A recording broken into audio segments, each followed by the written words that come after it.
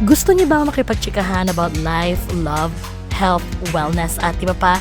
Do not worry, Chikahan Corner is now ready. Bibigyan natin ng kasagutan ng inyong mga katanungan with your host, Steph M. in the house. Hello mga ka-friendship and welcome sa isang bagong episode dito sa Chikahan Corner kung saan pag-uusapan natin ang tungkol sa life, love, health, and wellness. At ngayon for today's episode, inimbitahan ko ang aking very good friend. She is a famous Shopee live streamer at 4 p.m. Yes, where we are going to talk about self-confidence and body positivity. So, huwag na natin patagalin pa. Let's call her right now. And there we have it, guys. Hi, Sofia! Hello! So, Sof, magpakilala ka naman. I mean, kilala na kita, matagal na. But, syempre, ang aking mga ka-friendship, hindi ka pa kilala. So, go on.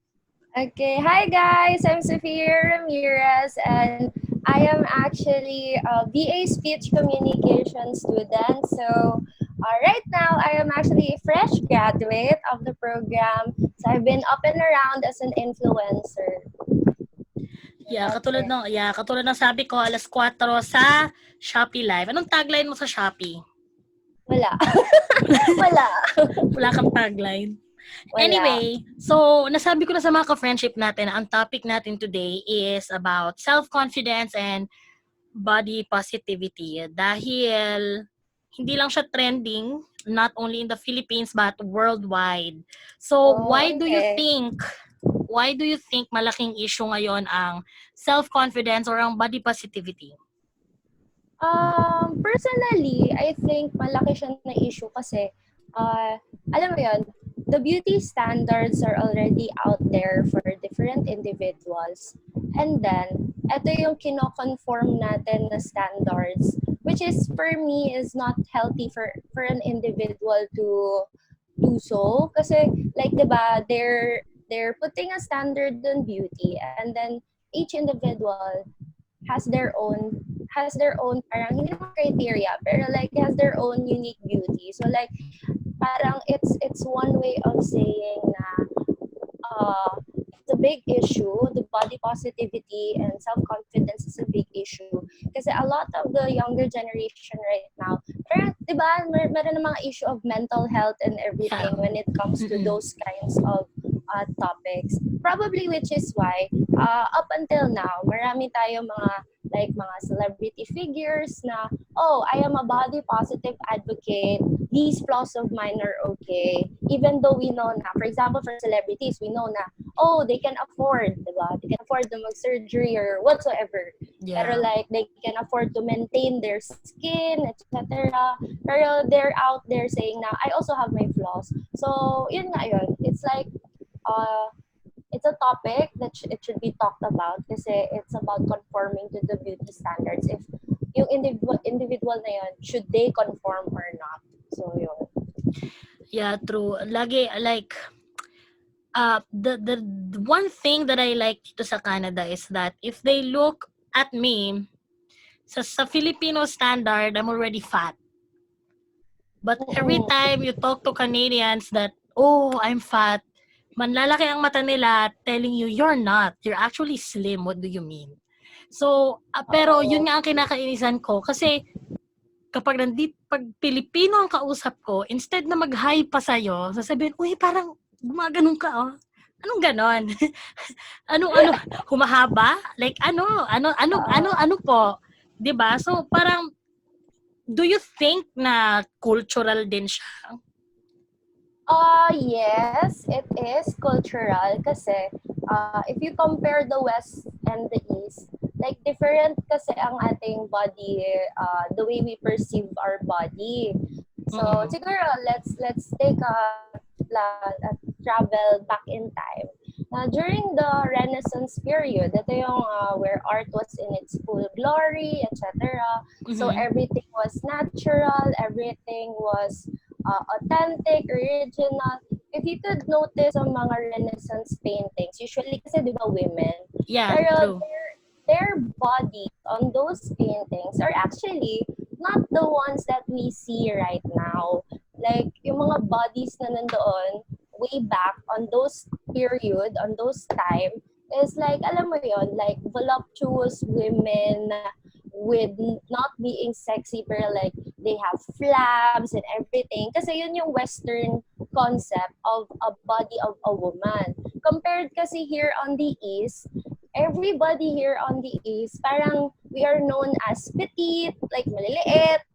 And then, Mm. so for me, I think, yes, big factor din siya culturally na probably ang body positivity dito sa atin, sa Philippines, ang body positivity here in the Philippines could be actually a different concept from the body positivity of those na nandyan sa western side of the world. So, yun Mhm. yun.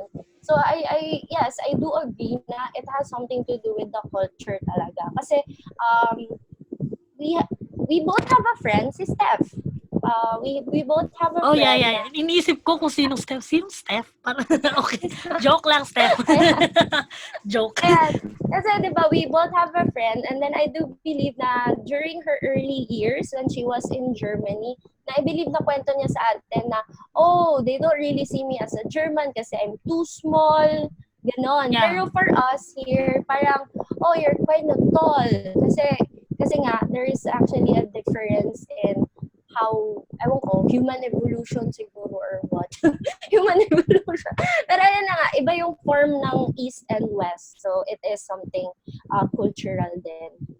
Yeah, like, agree din ako dyan sa sinabi mo na it's really about culture. Pero, ang nakakainis kasi doon is that people, like, especially sa atin ng mga Pilipino, we don't see it like the way you said it. Ang alam lang nila is yung simple word na, payat ka, payat ka. Mataba ka, that's it. No filters. Yeah, there's no thin line kasi in defining body here sa Philippines. Parang there's no thin line at all na, oh, your body is acceptable. Walang ganun dito eh. Like parang your body is fine.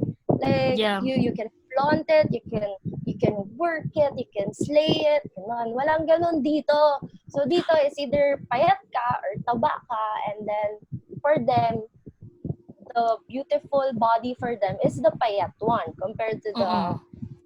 the chubby one. So, I don't know. Meron naman din kasi mga Mm-mm. local celebrities, although I cannot name specifically kasi nadadaanan ko lang. Marami naman Oo. sa kanila na they say they're body positive advocate. Pero kasi, Mhm. when we say kasi body positive advocate, it's not just about the size of your body. Mhm. Like it's really about loving your own body. So it doesn't mean na pag body positive ka, it has something to do with your weight alone.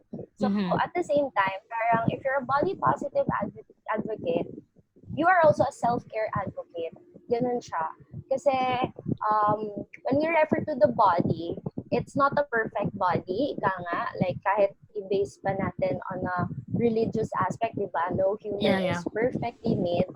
So Mhm. we really have flaws. So yeah, that's it. Yun. So parang okay, so kung dito sa Pilipinas, payat ka, mataba ka, okay, sige. Parang, it's hard to be a body positive advocate here in the Philippines, and then you're trying to influence people. Kasi, alam mo na, ugaling Oo nga, Pilipino. Oh, nagbabago. Kahit nga dito, ewan ko, kahit saan ang Pilipino, basta ganyan ang mindset nila. But, katulad nga na sabi mo kanina, yung about sa yung accepting who you are, accepting your flaws and everything. Kahit nga yung simpleng pagsuot ng bathing suit or swimsuit is a big deal, di ba? Like, yes, oo, that's ay, true. nagsuot ng swimsuit si Madir, bilbil, ganito, ganyan. But Mm, it's so sad at the same time kasi instead na ma-push ang isang person to love herself more or himself more, hindi na tuloy na i-encourage na yung body positivity is wala kasi nga ay natatakot sila because people are gonna say something. Wow. That's actually true. Kaya nga merong we have local Instagram influencers na around the same body type as mine. And Mhm. then parang they post photos and all that. And then the first thing I check is the comments. As in like, I don't want to check it kasi I have a feeling na there are a lot of negative comments about it. Mhm. Pero like I have to really check the comments as to oh what are these guys thinking if for example I post the similar photo and all that. So ayun na nga parang these kinds of comments kasi parang it takes a negative turn for the individual. Kaya nga siya, Yeah. she's out there influencing body positivity and then here you are here you are commenting negative things. And then, why, parang gets. Pero kasi it's social media, it's public sphere. So, Yeah. it's out of your control. So, if it's out there, it's already out there. Pero yung totoo sa ganda mong 'yan, girl. Meron pa Wow. din. Wow. Meron talagang nambubuli about your Yeah, body. sige, I'll share an experience siguro. Oh, sige, 'yan, 'yan. Like you said, di ba, I do live stream on Mhm. a e-commerce website. So that's Shopee here in the Philippines. So I'm their official live streamer. And then every time kasi sa live stream, di ba, you get to simultaneously read the comments. Yeah, oo, So oo. nag-interact ka with the people and all that. And there are times kasi that I present myself the way I want them to see me. So, I usually dress up, yung ganon. Tipong pinaghahandaan ko talaga yung live stream all the time. And Mhm. then, it makes me feel good na I get to dress up, especially na, di ba, we're on a quarantine period and all that. So, lagi lang ako nasa bahay, anong gagawin ko? I miss dressing up, I miss going out and everything.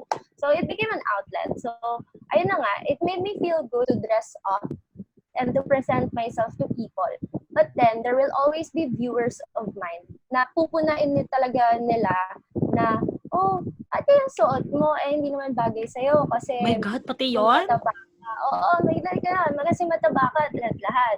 So, merong ganun na experience on my end as a live streamer. So for me, every time I read those comments, parang it's either I choose to ignore or I twist it to something positive.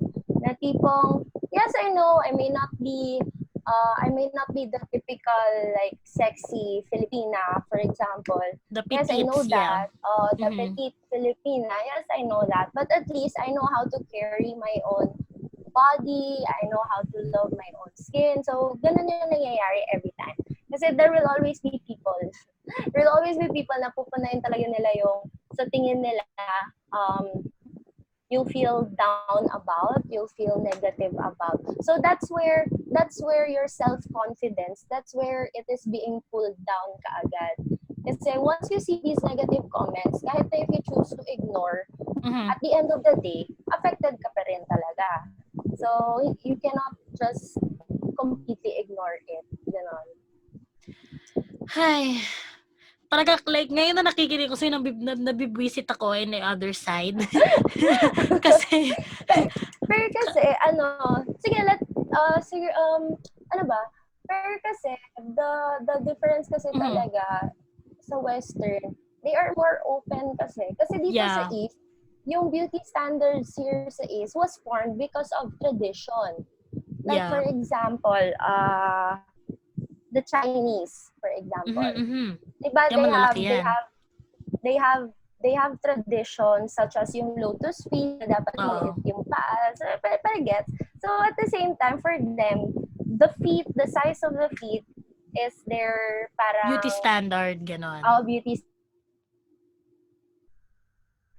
Ay, naku, naputol siya.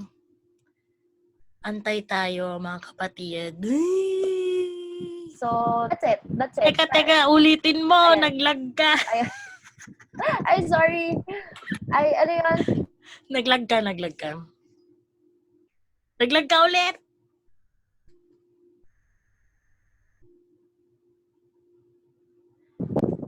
Naglag ka ulit. Yan, girl. You still Okay, there? ayan. Okay, go. Yeah, Gora, still gora. here. Okay. So like I Doon said, tayo diba, natigil sa ano, sa beauty standard, ganon. ayan. So that's the beauty standard nun. So for me, parang okay, it's formed also by tradition. So the fight or the fight for being a body positive advocate is an Mhm. ongoing process kasi you cannot instill a new concept to the people considering na conditioned na sila as to what the beauty standards are already there in their Yeah, environment. So totoo. ayun.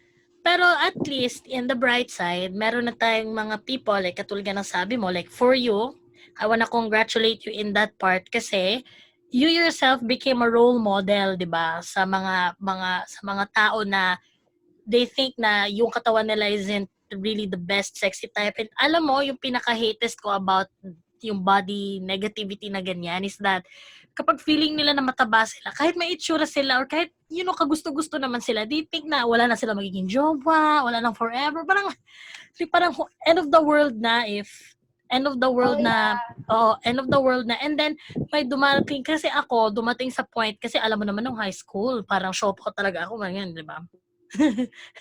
Talagang malaki ako nung high school, but naglag na naman.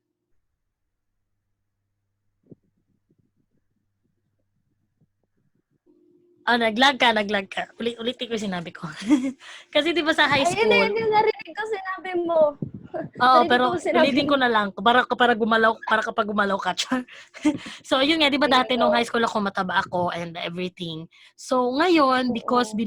binubuli ako ng iba sa mga classmate natin and everything, despite of all the good things I've shown to them and everything, and every trial and error ko to feel more beautiful, talagang hindi gumagana. So, umabot ako sa point na talagang nagbi-binge eating ako and then purge after. So hanggang sa naging diagnosed ako with bulimia.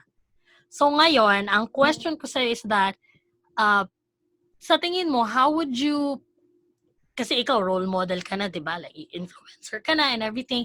Sa tingin mo, how can you help those people naman na diagnosed na talaga sila about like me, diagnosed ako na may bulimia, so may eating disorder ako. So, there are still Oo. times that I would think na even though alam ko sa sarili ko na I'm fine, there would be really times Oo. na isipin ko na, oh, I have to binge eat again or suka-suka again and everything kasi I feel na I'm fat and like, ganon.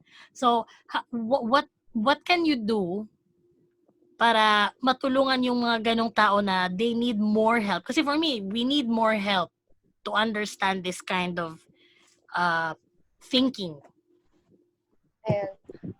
Like I said nga, body positivity, it's more of it's more of being an advocate to a healthy lifestyle Mm-hmm. that leads to self-love, ganon.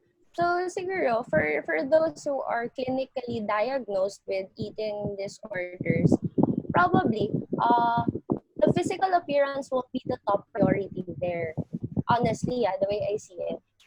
Kasi first, it's an eating disorder. So with that, parang automatic ka agad na, oh, it has something to do with my lifestyle as to how I eat, how I exercise, how I move around and everything.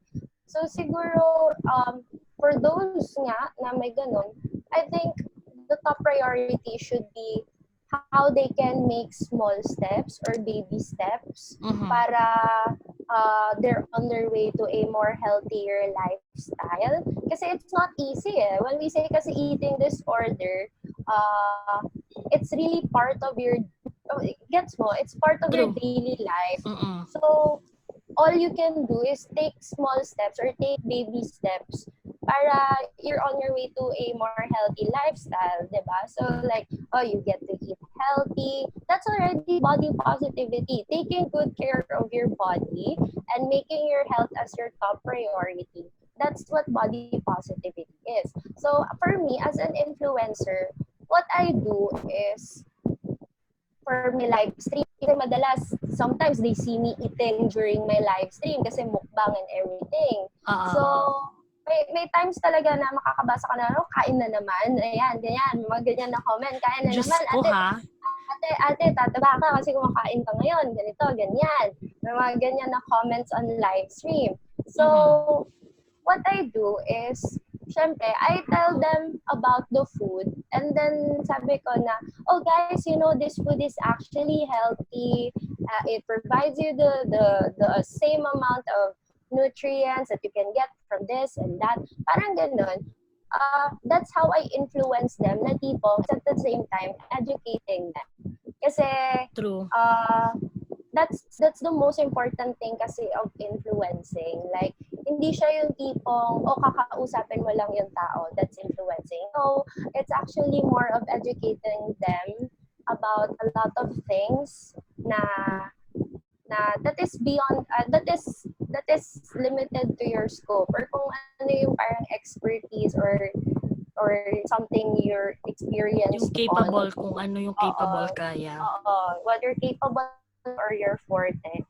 So, yeah, that's it. Parang, yun lang talaga yun eh. As an influencer, anything that's being said or thrown at you, make it positive. Ganun siya. So, for me, ayun na nga, the top priority should be health. That's it. So, period. Yeah. Ito another question kasi syempre itong mga topic about eating disorder and body positivity, mga lately lang yan, di ba? Mga 2016, 2017 yata nag-boom yung mga topic na ganyan. So wala na ako sa Pilipinas noong mga time na yan, I bet you. Pero ang tanong ko, kasi kasi this podcast, meron siyang parang sister podcast na I'm gonna post together back to back. Kasi important talaga na it would go together. So, yung isang podcast, we talked about, yung guests ko doon, we talked about yung lack of attention ng mental health. Yung lack of attention na binibigyan ng government sa mental health. Is it the same thing sa mga eating disorders and stuff like that? Well, kasi I'm not so sure kasi I'm not really medically knowledgeable about those kinds of things. Pero kasi what I do know and what I'm sure about is there are eating disorders kasi that are actually psychological. It may be because of a trauma. Well, madalas it's because of a trauma, or it's really science na you just really have an eating disorder. So, with regards to that, parang mental health is out there, and then parang subtopic na lang yung parang gets mental health, and then everything so, mental health in is general na psychological. siya. Diba? So parang you could actually consider that eating disorders can also be under mental health. Kasi there are cases naman na it's because of a trauma, that is why this person doesn't want to eat properly, or iba yung food intake, gano'n. Yeah. So, yeah, it's actually some part of mental health din siya. Well, at least I'm happy kasi besides, kasi nga nung times na nagsasuffer ako nito, 2013, 2014, feeling ko lang weird ako. I didn't really have the knowledge. So I'm happy to hear na kung nagsistep up ang government to give the yung healthcare na needed for the mental health, I'm happy na din na kino-consider din nila yung mga ganong factors. Another thing in my mind, kasi sino ba yung kumanta nung si Lizzo? Si Lizzo. Oo, big advocate ng yan, body positivity. Pero nakita mo ba yung issue nung isang anchor host or fitness guru yata tungkol sa kanya na for her, yung body positivity is, yun nga, taking care of yourself, but it should not neglect yung fact na dapat malaman mo if you're healthy or not healthy. Kasi ang nangyayari, dahil nagiging trend ng ang body positivity, so ibig sabihin, ang mindset ng ibang Pilipino, "Hay, pag mataba ako, it's fine. Basta confident ako in my heart." Ganun. And then they tend to neglect yung fact na hindi sila healthy. And then nahuhulog na nagkakaroon sila ng mga polycystic ovarian syndrome or yung mga ganon. So what do you think? Do you agree on that, on that statement? Ako kasi, every time I'm being asked as to what body positivity is, Mm-hmm. ang hina-highlight ko talaga na, yes, we accept all forms of body. Pero kasi for me, if you're a body positive advocate, the number one thing that would cross your mind would be your health. So, parang, gets mo yun, the physical activity, let's focus on the physical activity.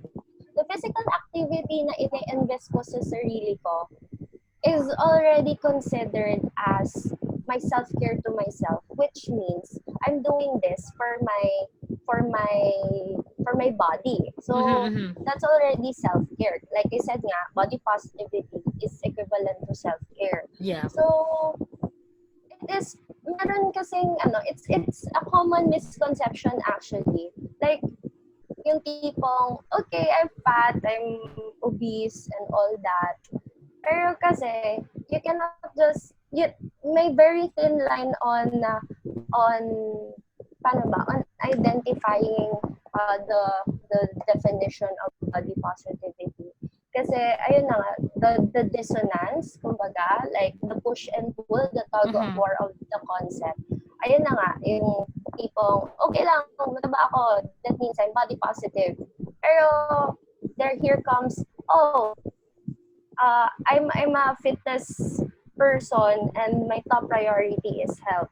Like one of my cousins told me, who is a doctor, sabi niya, the person or an individual doesn't have the exact same physical activity.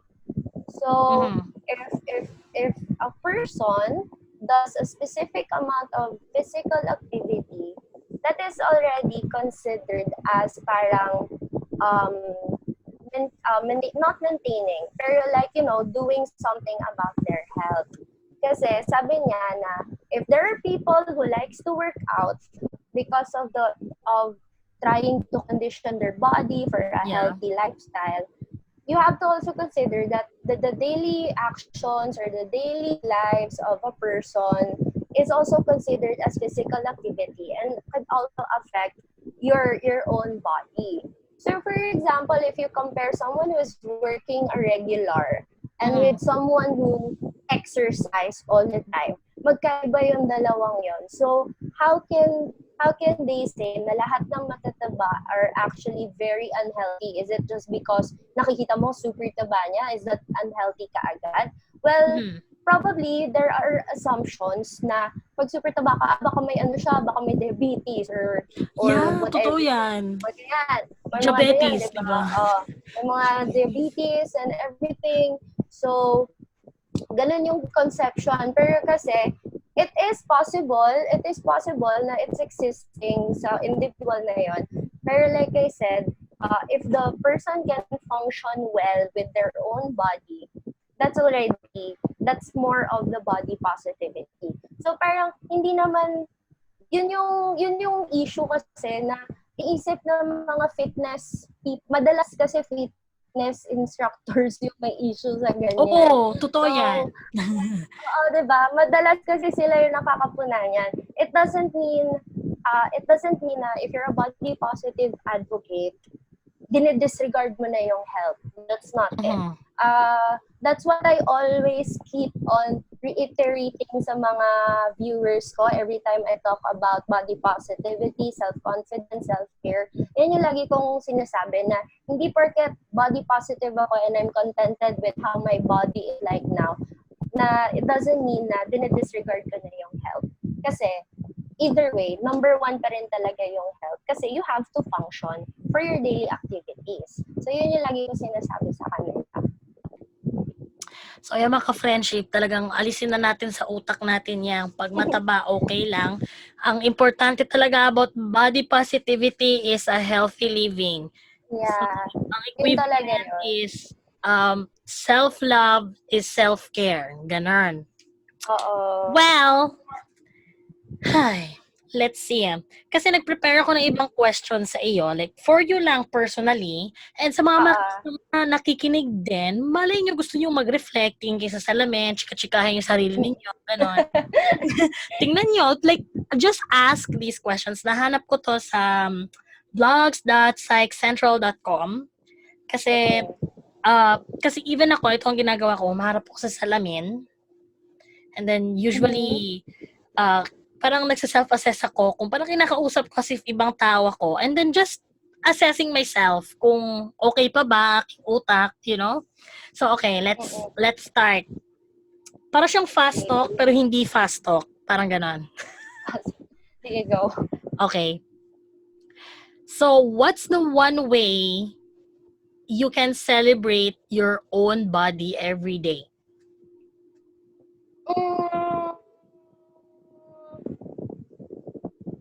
Siguro pampering yourself.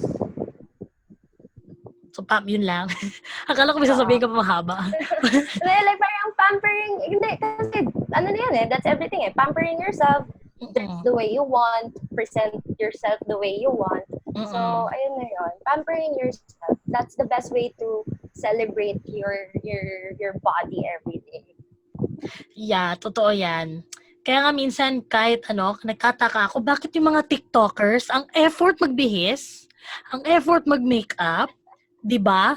Kasi nung dati hindi ako TikTokerist hanggang sa nag-quarantine, na-bored ako, na-realize ko na ang saya pala dress up. It is. Kasi it gives you this feeling na, oh, I feel good in this, I look good in this. Ganun kasi siya. Oo, totoo yun. Kaya, guys, if may mag-aano man sa inyo na, nag-TikTok ka na naman, sayaan nyo na sila. Di ba, di ka pa nagti-TikTok, ayaw mong mag-TikTok. Si Sofia, ayaw niya mag-TikTok, but it doesn't mean na against siya sa dressing up.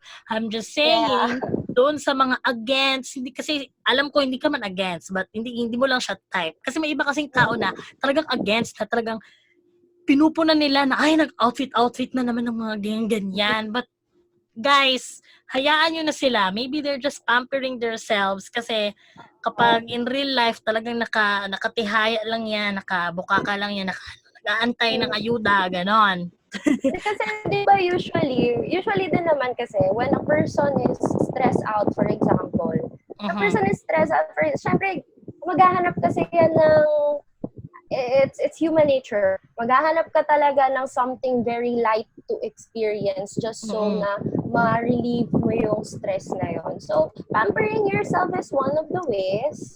And at the same time, it's self-care. So, at the same time, you're taking care of yourself and your body.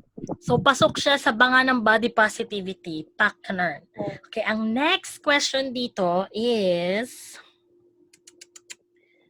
Ay, nawala.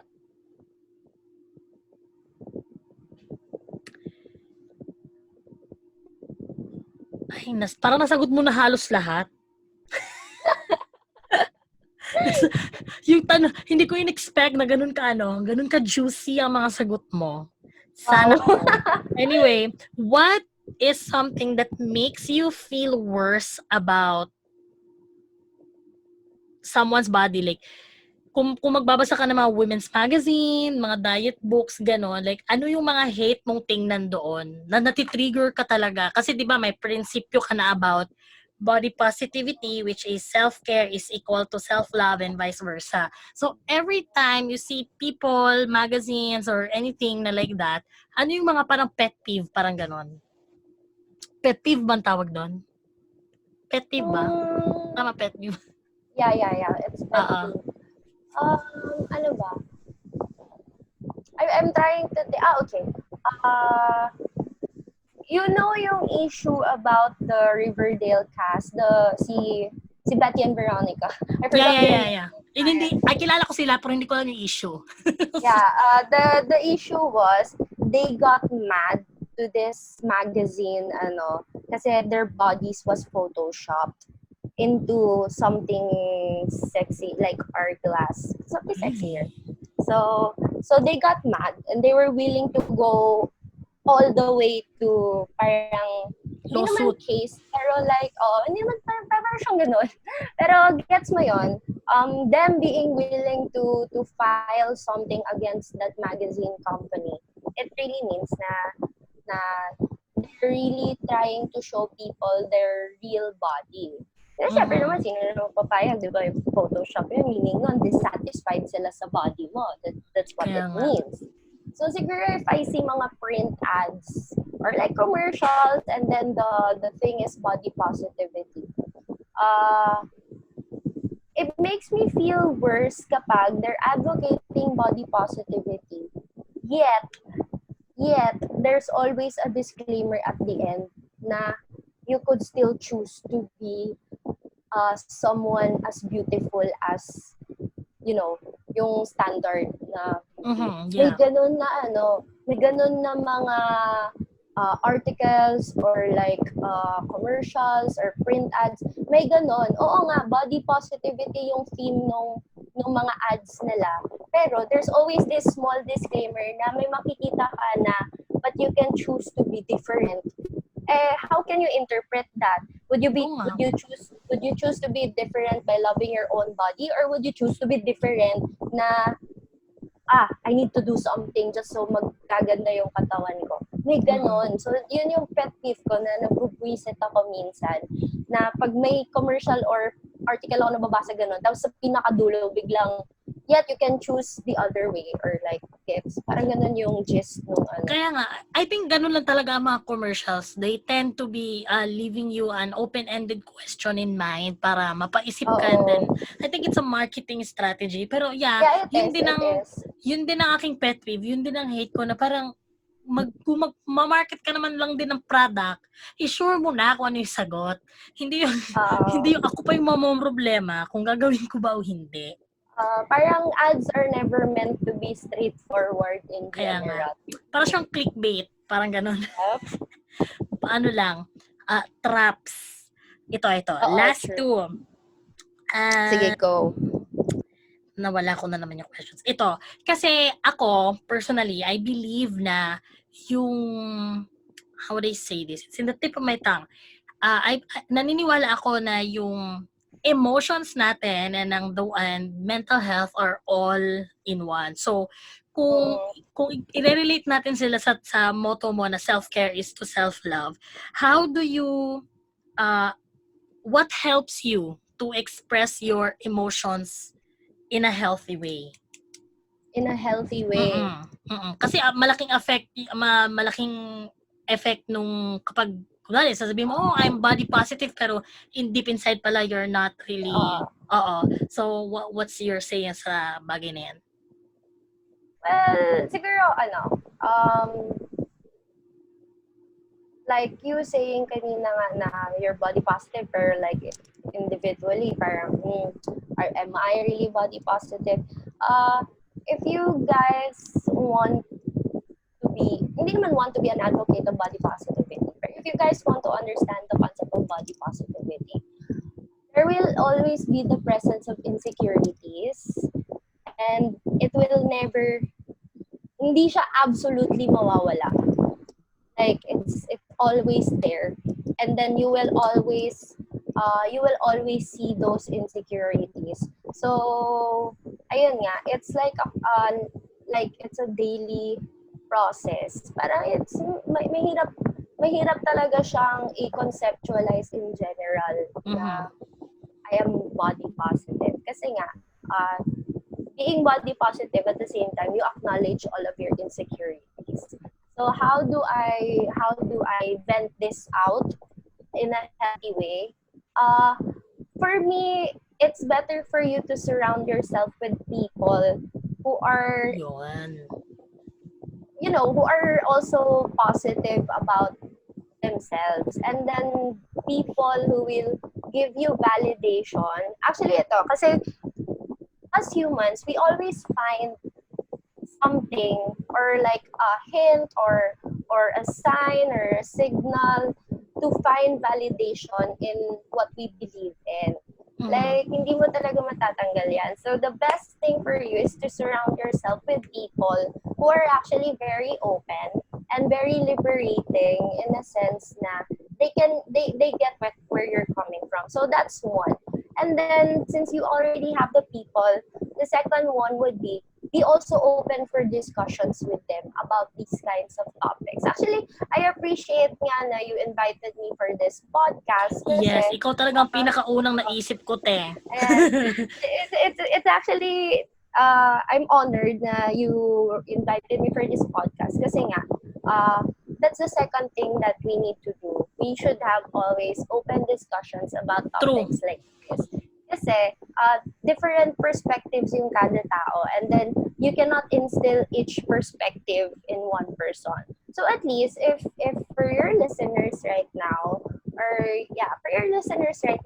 at least they could see na, oh, meron palang this kind of perspective. So True. it is different pa from what I know. At least it's an additional learning and then it's an additional self-reflection and then as to how you really understand the concept. So that's two things: the people and having open and liberating discussions about topics like body positivity.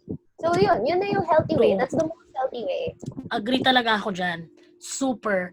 Kasi, you know what, like, di ba nga nandito ako sa malayo, I'm still happy kasi guys, mga ka-friendship, if you don't know, Sofia and I are really close, no? Since high Yes. school pa. I mean, elementary. Elementary. Elementary pa. Lunch buddies, ganon. Talagang mag-BFF na kami. And nakasurround ako sa people na very positive around me, especially kapag may times na parang tinutopak na naman ako or something. Totoo yung sinabi niya na it's good to surround yourself sa people na could validate or try to put themselves sa sitwasyon mo, ganon. Kasi may iba na mahilig talagang sumama kasi sikat sila or something, right? Ewan ko kung trending pa ba yung mga ganyan or high school na lang ang I gumagawa don't know. niyan. Probably high school. Pero siguro to let your viewers know. Matagal na kami friends ni Steph. Pero sa group of friends namin, ako yung parang iniiwasan nila to voice out a lot of things kasi Girl, masakit! Masakit ako, eh. ayan sa listeners ni Pan, ako yung parang huli. Lagi akong huli na pinapa-voice out nila on things kasi I have this good cop, bad cop. So, meron akong ganong ugali. Pero, as the time went on, since I was pretty sure na I'm surrounded by the right people, they were able to accept me and love me as their friend as I am. And then parang ngayon, eto na nga, during the present times, kami magkakaibigan when we talk, binabalikan namin yung mga ganong issue about I know, right? binabalikan namin. And then later on, at this point in life, parang doon namin na-realize na, alam mo, yung ganong ugali ni Sofia actually makes sense right now. Yeah, totoo yun. May ganun na So like when it comes to the tip nga on how to healthily vent out those kinds of dissonance. When we say dissonance, yung parang choice A, choice B, you can choose. In general na to for your listeners, ganun talaga. That's how life is, guys. Sa lahat ng friends ko, si Sofia ang isang bato na ang na yun lang ang okay na ipukpok sa ulo mo. Siya lang. So maghanap kayo ng Sofia Ramirez sa buhay nyo. Okay? And kasi normal sa mga magkakaibigan na nagba-backstab. Pero I don't know, siguro pang high school lang talaga yon. Pero may narinig pa rin ako mga tita age. Pero mga tita naman, tama na siguro yung mga ganyan, no?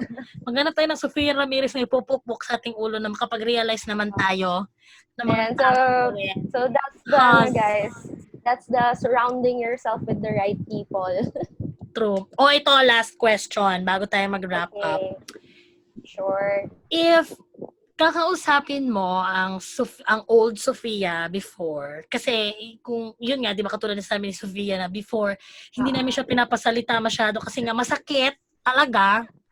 talagang masakit, hindi lang talagang masakit, talagang alam mo yung tagos, like triple kill, Oo. ganon. So, and Sofia was a bit, lagi siyang hesitant to say, kasi that's what she feels, even though some of us is willing naman kaming makinig, it's just that hindi lang kami ready. So, iba siya, to be honest, ibang-iba si Sofia sa before and ngayon. Yung Sofia noon talagang halos hindi mo mahawakan kasi hindi ka sure kung galit ba o ano. Hindi mo makausap kasi hindi ka sure kung nag-iingarte o hindi mo sure kasi talagang ang ano niya, kung yes, kung mapapanood niyo to sa YouTube, makikita niyo ngayon, talagang straight face lang. Pero sa podcast, I'm trying to explain kung ano talaga ang difference ng Sofia before sa Sofia ngayon. Kaya she was the one na pumasok sa utak ko agad.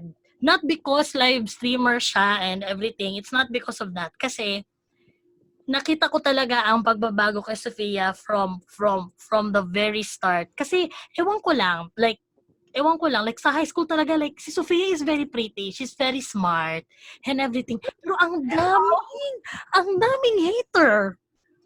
Ang daming hater. Like, Kaya guys, ano to, that's why I love myself, literal.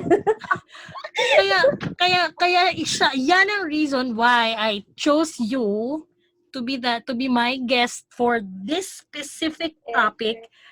Kasi nakita ko kung how you turned, kasi kung ako yon, oh my god, baka pinabarang ko na lahat, you know. I lost a friend nung high school to fight for Sofia because I felt na it's worth it. And ngayon, na-prove ko na I was right. I mean, friends pa rin naman kami nung isa kong friend, but, nagkaroon ng dispute and all. Kaya, it's really, I'm just trying to show you kung ano ang effect ng body positivity at self-love. Kasi from a Sofia na halos hindi mo mahawakan, ngayon very open na siya, right? Actually, Sofia was one of my, what do you call this? Inspirations. Kasi sumali-sali ng pageant yan. Sumali-sali ng pageant yan. I forgot about that. Sumali ng pageant yan. Sabi ko, yung hindi mahawakan dati, naglabasan na ng ganda. Tapos doon ko na, Actually, I had an experience na relating to being body positive kasi all of them were like payat. And then there I was. Parang ganon. There I was, Sofia. So like, siguro quick sharing na lang of that experience. Finals na. As in like stage talaga. Everything was there na. Suddenly, from the audience, parang someone shouted na mataba and all that. As in like, ganon. Merong ganon. Isipin niyo yan na. And then parang hindi mo siya maririnig because of the sound. Pero ang nagkwento sa akin was my friends who watched me. Nagkataon na nasa harap nila yung person na yon. So what happened is that parang inaway nila. Hindi naman sa inaway, pero like ayun na nga, parang yung isa gusto niya na sabunutan. Yung isa gusto niya na sabunutan. Joke lang, wag na, no to fights. No to violence tayo. Gusto niya na sabunutan, pero what she did, parang nagparinig siya na, at least siya nasa stage, ikaw nandito.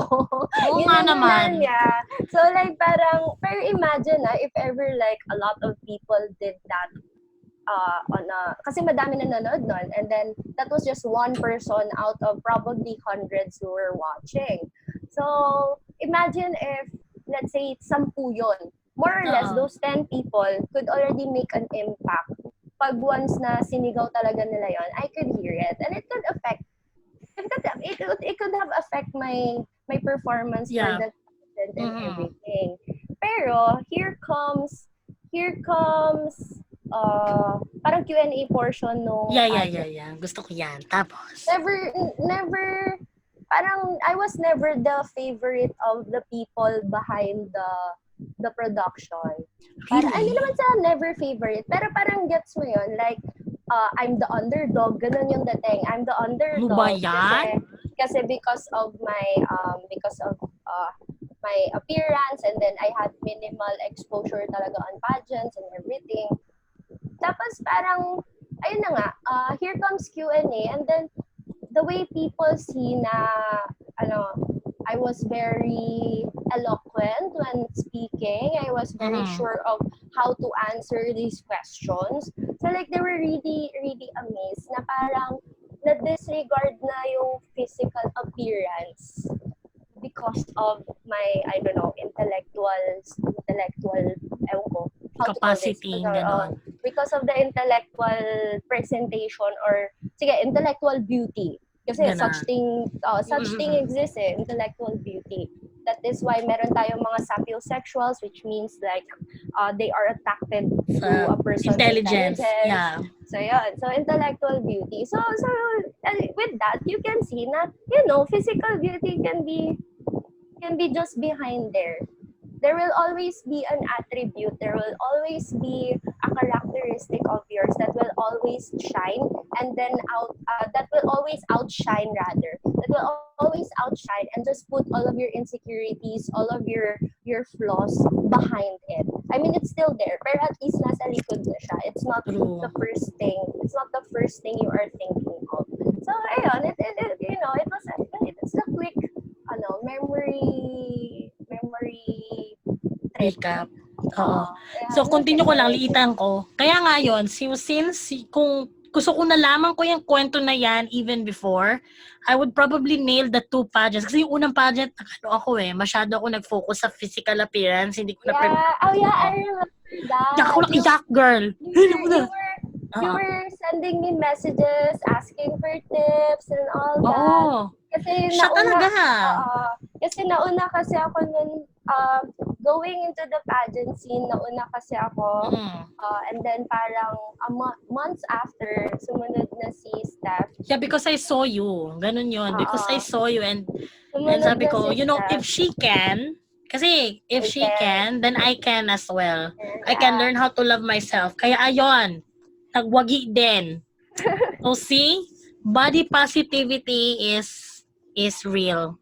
Totoo Mm, talaga. and even now, kahit na I'm not super payat and all that, Mhm. uh, parang nagkaroon, parang meron pa rin those who believe na I can make it to the pageant scene. Girl, you can. And Girl. then one thing I appreciate was I was able to meet Mariel De Leon personally, because Really? she had a talk sa UP, and it was about Mhm. body positivity. Mhm. It was hosted by UP Babaylan, the LGBT organization of UP Diliman. So ayun, I'm from UP pala, guys. So they had a talk, and then one of their guests was Mariel De Leon. And then Mhm. parang hindi ko talaga pinakawalan yung opportunity to ask her what she can say for those who aspire to be role models through joining pageants. Mhm. Ayan. I didn't really hesitate na magtanong about it.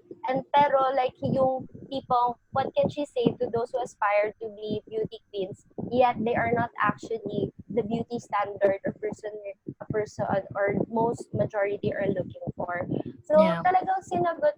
Tapos parang while asking that, parang yun na nga, kinwento ko what happened with me Yeah, in yeah. the pageant. And then Mariel De Leon, she was like, at the end of the day, you are the star. At the end of the day, you're the one who is up on the stage. And that's so, parang sabi niya pa nga, oh, that's so mean. Bigla siyang gumanon. And then, It is mean. she It shared, is mean, yeah. she shared her experience na she was like, parang, she didn't coin the term as black sheep, pero gets kasi Mariel's body type, she's actually tall, a few Mhm. inches taller sa akin. She's actually tall. She's not really hourglass figure. She's not really pero she knows how to dress up, and then inaayon niya sa body niya. So that would mean na she really knows how to take care and present of her body Yeah. to the people. Pero she's not really super duper duper sexy and everything. Pero super ganda niya tingnan. Ganon. She's Kasi really she knows pretty. how. Kasi she Kasi knows she how. knows how. Yeah. And usually, the people who knows how to do this are those who really accepted already their body. Those who really try to love their body and try to learn more about their body. So, ayun. Well, feeling ko wrapping up niya na yon, pero feeling ko may pa-wrap up pa to si Sofia. So, what can you, ano mo, 3 sentences, final words. Ano ba? Just just be who you are and always make sure that your top priority is your health. As long as you function well, then you could say to yourself that you are already a one of us who are body positive advocates. So ayan. So guys, catch me on. O sige, Yung it's plug. time. Ano go? Sige na go. I-plug mo na. Okay, so ayun guys, once again, I'm Sofia Ramirez, and then for those who are here in the Philippines with me, ayan, you can catch me live on Shopee Live. That's 4 p.m. onwards. So all you have to do is just go to the Shopee app and then click Shopee Live, and then you guys can see me there from 4 p.m. onwards. And of course, you can also follow me on my Instagram accounts where I post my body positive posts and photos. And you can follow me at Sofia Ramirez period and 2 underscores at the end. So thank Dalawang you. underscore yon. Oh, dalawa yun. Ngayon ko lang Dalawang alam. underscore. Ayan. Okay, guys, ang aking last words, ang pangit naman. Aking final words for you guys, same lang din ng kay Sophia, self-care is to self-love. Nag-lag na naman siya, but I hope she can hear me. So guys, if you wanna follow me, you can follow me on Instagram at I am Steph Learns. And then you can also check my blog site, www.stephlearns.com. And then see you until the next episode. Oh my God, girl, lag pa rin siya. I'll just talk to her after. Like, okay ka na? Gumagalaw ka na? Hi! Ayun, humabol siya. Nag-outro na ako habang lag siya. So, I'm so ayun sorry. guys. Please Philippines again, internet. do not forget, this is a back-to-back season. This is episode 3.5. Okay? So, abangan ninyo by tonight. Actually, tonight, it's gonna be available. So, I hope you listen to it. Thank you, Sof. I'll call you after. Dun sa Bye. GC. Yes. Bye! Bye.